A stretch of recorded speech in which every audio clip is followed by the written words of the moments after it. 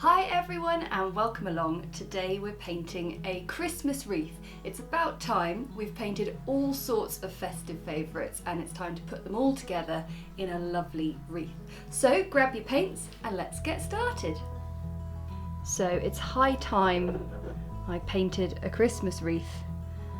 So I've got my compass and I think people are always quite surprised actually by how small you start your circle. Here we go, so, because of course you do fill it out quite a lot. There we go. Very nice. So you can always draw around a dinner plate, or maybe that'd be a bit big, but we're going to paint today a Christmas wreath in a style that I've not really done one on here before for you guys. I want to do one which features sort of rustic orange slices and pine cones and things like that. I really like the idea of doing one that's got a lovely natural feel, maybe feature some cinnamon sticks and bits and pieces like that. So what we're going to do is we're going to begin by placing those things in first. So I'm just warming up all the lovely golden colours down the side here. We've got some cadmium yellow, some yellow ochre and some cadmium orange, and I'm going to begin by painting in some orange slices around the sides. So what have I got? I've got a 2/10 brush, which is pretty good. So I've got some cadmium orange on my paintbrush, and to begin with I'm just going to paint a little circle in a sort of fairly wet colour. Then I'm going to clean off my brush and I'm going to start drawing the colour in from the outside, and that's for now all we're going to do for our orange slices. So let's do a few more. Actually, what I might do, yeah, we're going to sort of have a few dotted around. We'll have some in sort of stacks of orange slices, so a bit like that. So I'll paint in 2 there.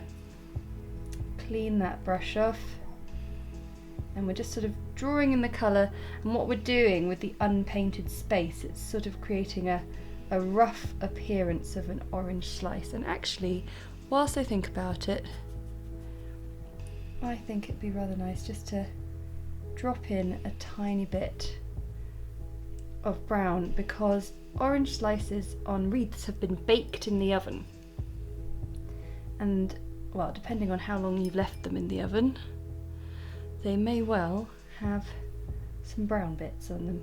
Okay, so I'm just going to go round now and paint in numerous orange slices, so you can join me for the next stage. We've now got a nice cluster of oranges around the edge. The next thing I'd like to put in is some pine cones, and we've had a look at pine cones in varying stages of detail on here. We featured a really nice sort of detailed pine cone study all on its own, but that is far too much detail for us this time. What I'm thinking of is something a bit more along the lines of this, which was my poinsettia garland we did a little while ago. So you can see here and here we've just got some really simple series of dashes to create a little pine cone. So that's what I'm going to do now, but of course even smaller. So I've mixed up a bit of shadowy mix, but with quite a lot of brown in, because I want to keep the warmth. And I'm going to take my 2/10 brush again, and this time start to piece in some pine cones. So essentially I'm building up this sort of soft rounded cone shape with a series of little dabs and dashes, and then I think just in the bottom place a little bit of darkness there. And I'm going to now pop in pine cones all around. It's much easier to place in your focal pieces first with a wreath, and then foliage can come afterwards. And sometimes I paint wreaths sort of just all going in one direction. I sort of paint piece by piece by piece and we go.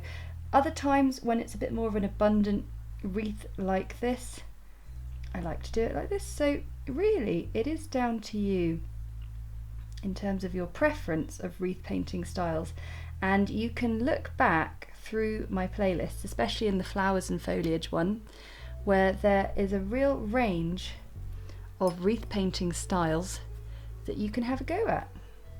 I'm just making sure that each pine cone is facing in a different direction.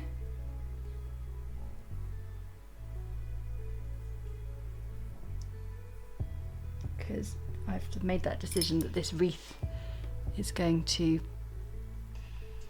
have, yeah, like I said, the sort of wilder, more abundant feel. Okay, so I'm going to fill in the rest of the pine cones in the wreath and we can go to the next step.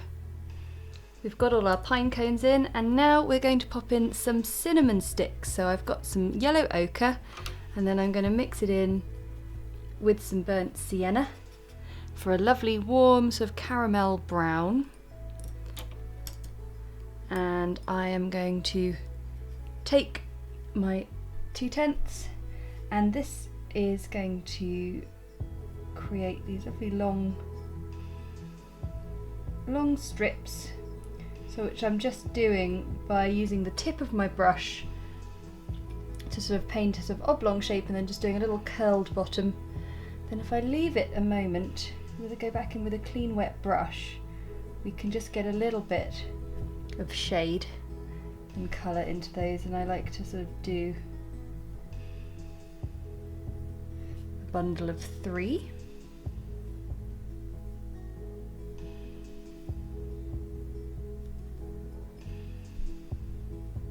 When you're using a small brush like this, you will be able to work sort of fairly quickly in terms of things drying quick enough for you to add water to them, because there's not a huge amount of water on your brush and there's not a huge amount of paint there either.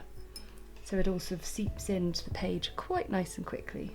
I think some of my bundles won't be completely straight. We'll have a few sort of coming out on angles. I have a third one in there. So we're just starting to build up all the detail in here, and I find it's quite nice to sort of have clusters of these little details. Could have some overlapping if you want. A wreath is a very personal thing. We've all got our preferences of how we like a wreath to look. So I've never actually made one with orange slices. I've always been really intrigued to sort of have a go at drying them out in the oven and things, but I'm a little bit worried that mine would have slightly more charred edges than the ones I'm painting here.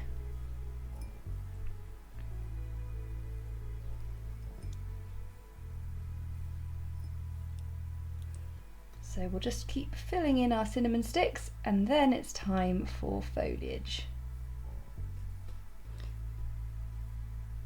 So I'm just giving them the tiniest bit of burnt sienna detail, just in those little curls at the bottom, and then a little bit of shadow. Not too much though.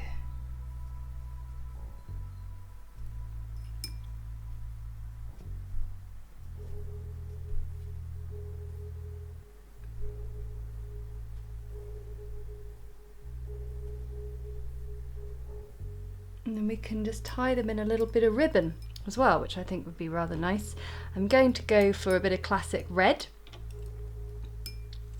So I'll wake up my cadmium red. And then just paint a little loop around.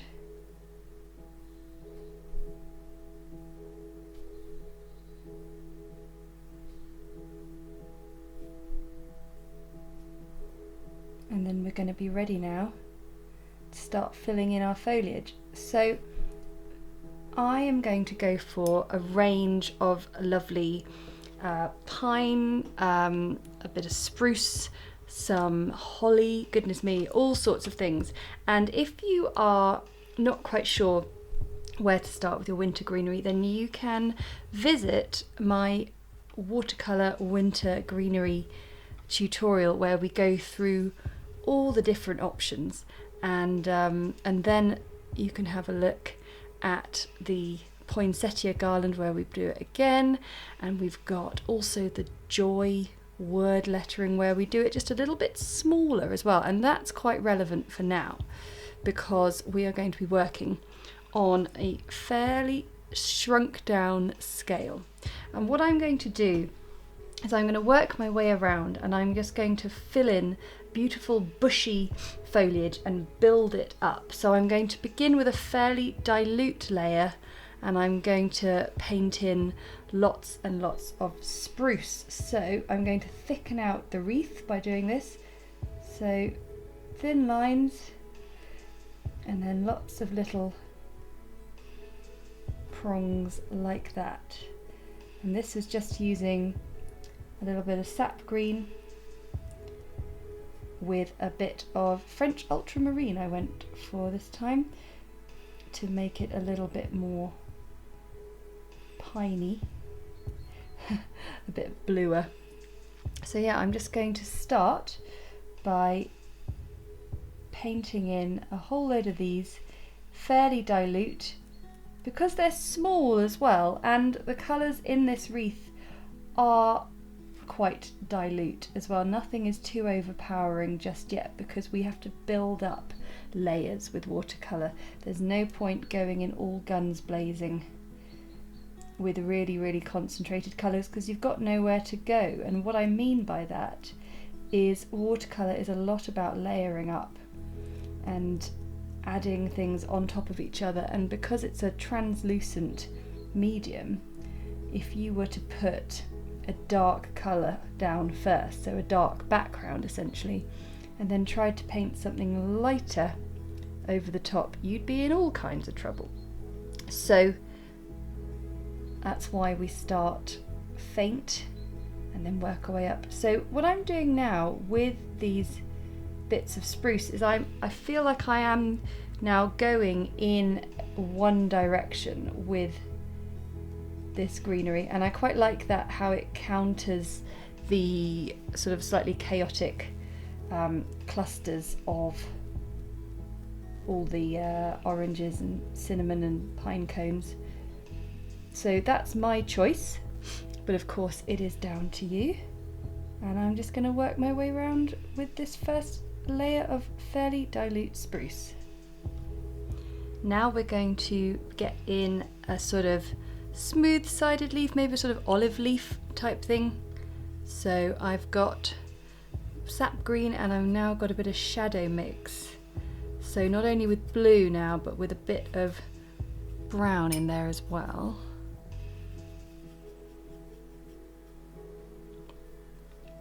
And I'm going slightly more concentrated this time as well.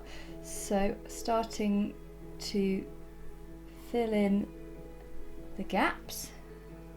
And there are places where my leaves sort of have overlapped over the top of the oranges and cinnamon sticks, and some places where they've gone beneath. But it's nice to have a sort of mixture going on. So to create these leaves, you're just using the thin and thickness of the brush, starting you can either start sort of at the thick end of the leaf and sort of tail it off, or you can start with a fine point and do it that way. It's up to you really. I think everyone has a preference. I find it all depends on the sort of position my hand is in.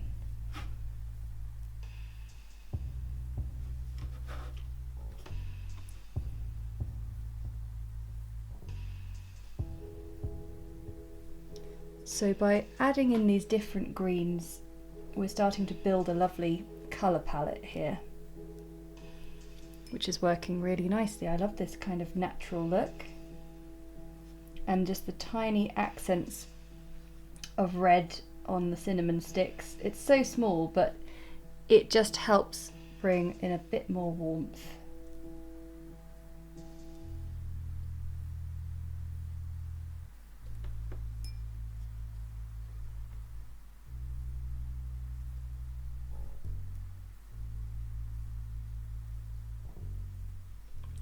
We'll fill in the wreath and then we'll get on with our next leaf. I've now got a bit of sap green with some Prussian blue in it, which is really quite a vibrant green. And I'm placing in a few little holly leaves. Now, the holly we don't want it dominating too much, so I'm just placing in 1 or 2.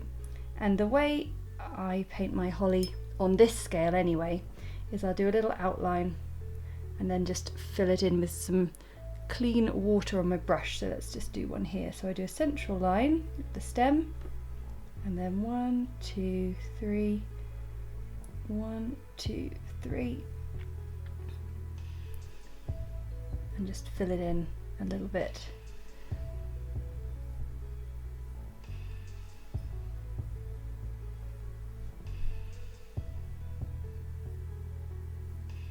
So I'm just using the holly as a sort of filler because I didn't want it dominating things, so I'm just poking it in where we need something extra.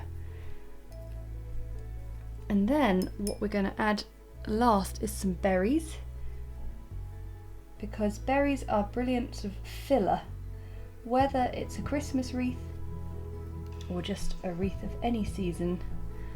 You want to look for the things that can sort of sit in the gaps and even up the shape a little bit.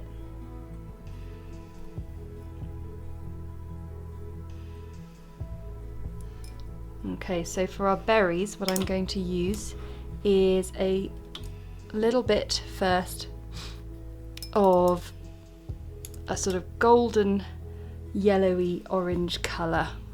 We've got yellow ochre, cadmium yellow, and I suppose these berries might almost be a little bit mistletoe-ish, but they're going to be pretty subtle, but I think it'll just be a nice addition. So I start off, ooh, bit of fluff on my brush.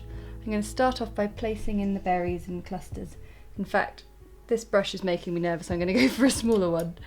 Just kept on getting a bit of fluff on the bristles. There we go.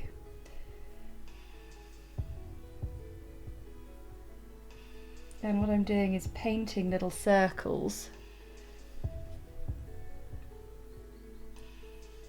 in these little gaps, which helps the berries give off the impression of a bit of shine. And it also brings out the colour of the orange and the cinnamon sticks. So berries all around the edge, and then what we'll do is we will join them up on a little stem like so. Let's get a little bit of brown and some blue, a bit more brown though. Gosh, the blue is such a strong influence, isn't it? It really dominates things. There we go. And then what I'm going to do with this little brush is just join them up, and because the colour of the gold is nice and strong, it will sort of dominate things. This is very dainty, but looking nice, and you can always add in extra berries if you feel the need. Okay, so I'm just going to go round, fill in those berries, and the last thing is just do a little bit of shadow and detail. Time for the home straight. First off, a little bit of bluey shadow on our leaves. So I've got a bit of blue and green mixed together, sap green and French ultramarine in this case, and I'm just painting in little accents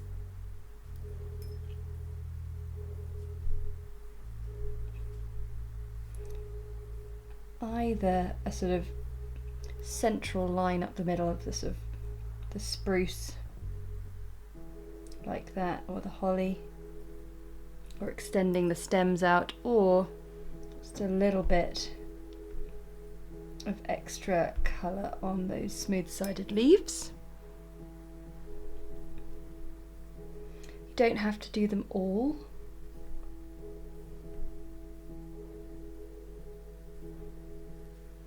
But it's just a nice way of creating a bit more of an accent on these colours. Lovely.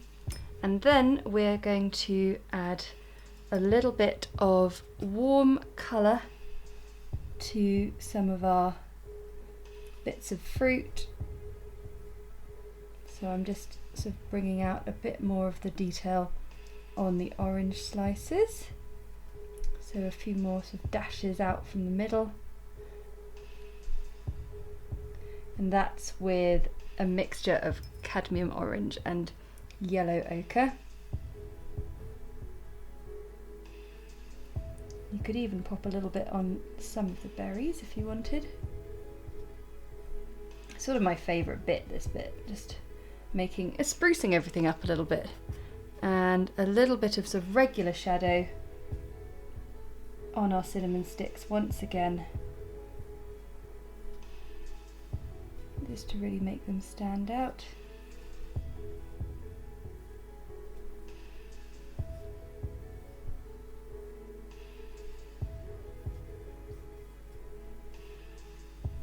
And the last thing I would like to do is to paint some pretty little bows on those cinnamon sticks. So I've got my Cadmium Red and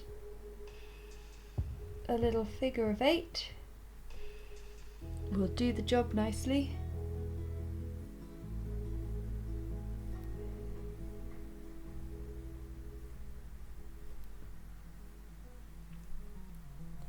And I'm rather pleased with this wreath. It's got a nice amount of detail in it, but it's still fairly loose. It looks pretty abundant and quite wild, but maybe quite even still.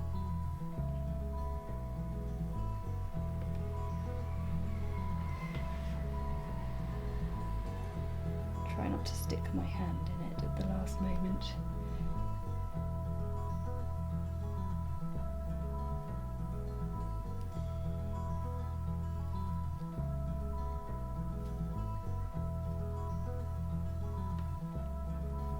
And there we go, a lovely Christmas wreath.